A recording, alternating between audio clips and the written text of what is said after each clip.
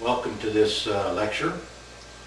This lecture is the third in the series that we cover optics, and this particular lecture is going to be on binoculars. One of the first things that you want to know about a good set of binoculars is probably the first set of optics you need. You probably want to get a set of binoculars before you get a spotting scope, and you want to learn how to use them.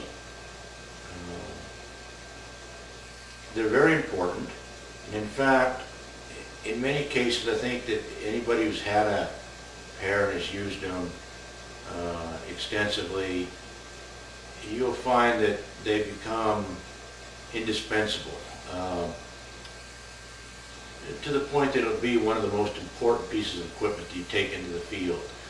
Even in the realm of survival or something like that, or being lost,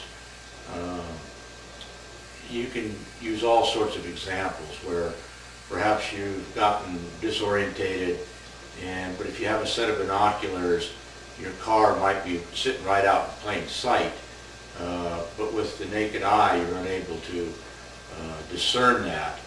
But with a set of binoculars you could have, or found a road, or a signpost, or a trail, or even a rock or something that you remember earlier in the day. So in optics, a set of binoculars really becomes a fairly important tool to anybody using it. Now, there's a lot of different ways that you'll start to walk and view the natural world once you start using binoculars. You'll find it hard to go right over the crest of a hill, for instance, just nonchalantly. Whereas in the past, you'd walk over a hill, you'd seen nothing, heard nothing, and really expected nothing. But after using binoculars correctly, your expectation will change. And one of the techniques that I teach people is to take a set of binoculars, and this is just handheld, and as you walk up to a hill, as you walk to the crest, and just as you're able to start looking over the top, you want to take them up, take a look through, sweep the top of that other hill over. You take another step, and then you sweep again, step glass, step glass, step glass, as I tell some of the people who listen to me, you know. And what you'll find is that after a while, that coyote that would have just crouched and just waited for you to go by, you actually see him.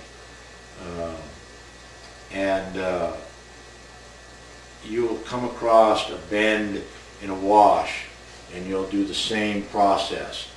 And your awareness, of course, is now extended so far out that you begin to see animals and things that you would have never seen before. Now, another important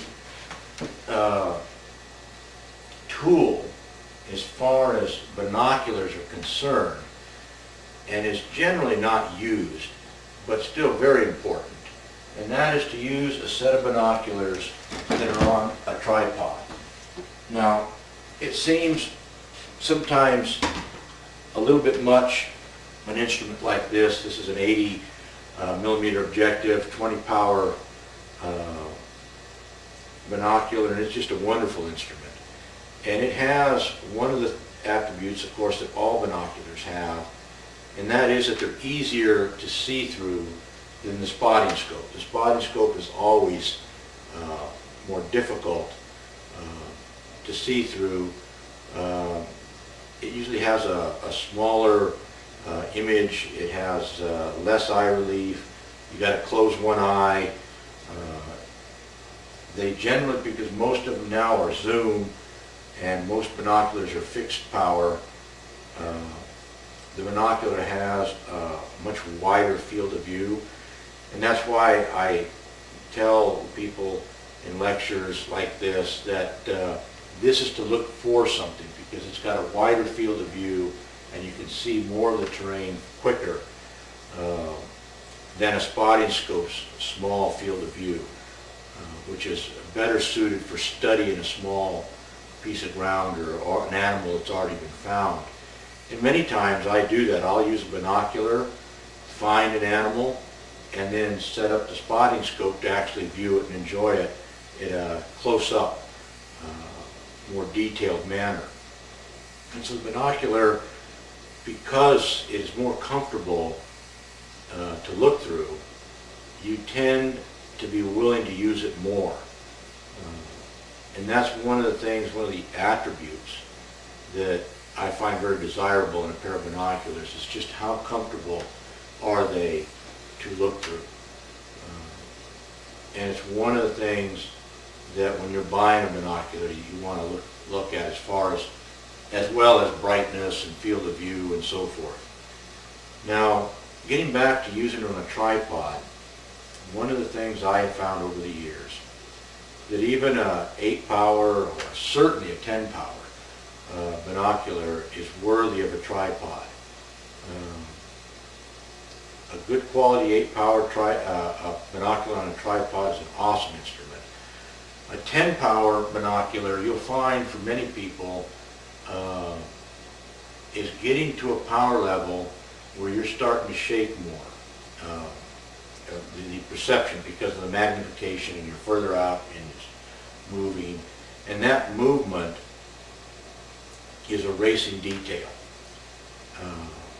Just like an example of that would be if a car went by at 1 mile an hour and I was asked to describe, the driver. I could tell, well, he was wearing a baseball cap with a certain baseball team logo and he was smoking a cigarette and this and that and the other thing.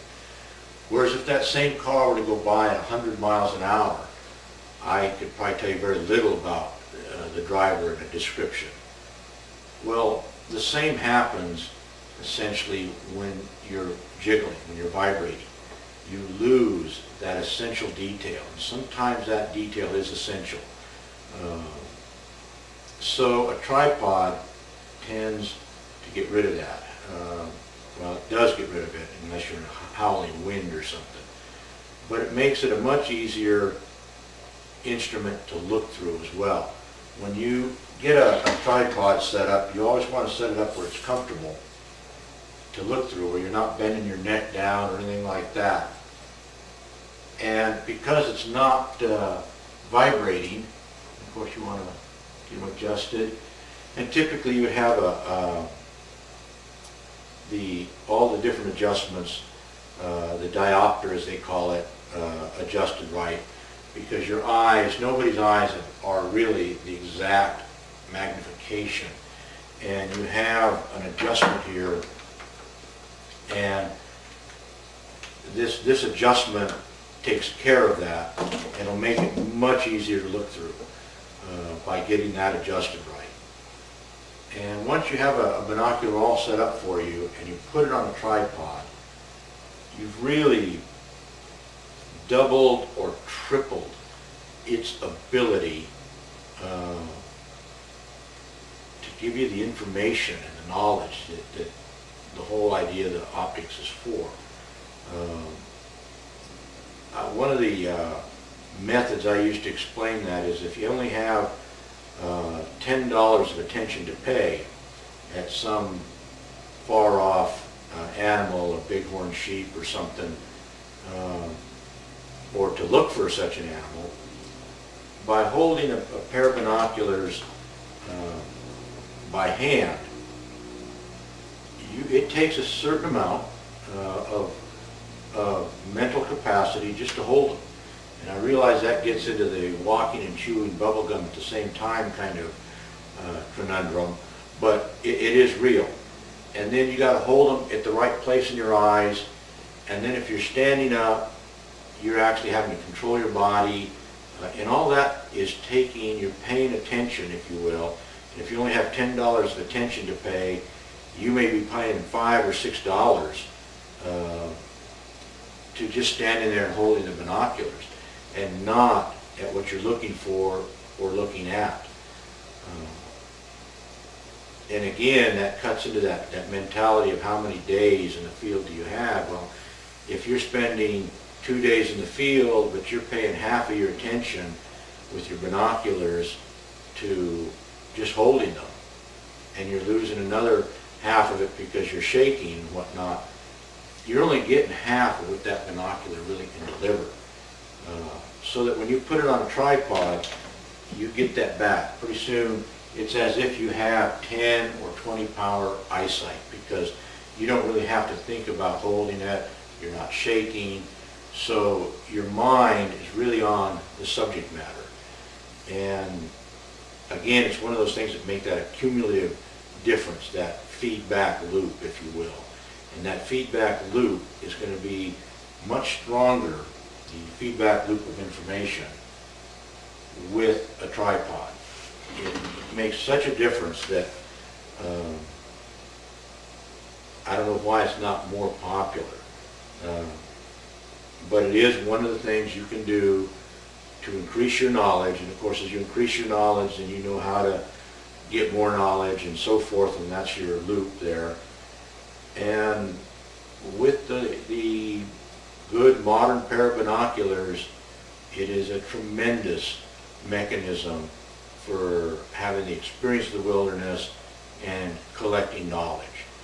And with that, I thank you and hope that you will appreciate a good set of binoculars a little bit more in the field. And I thank you very much.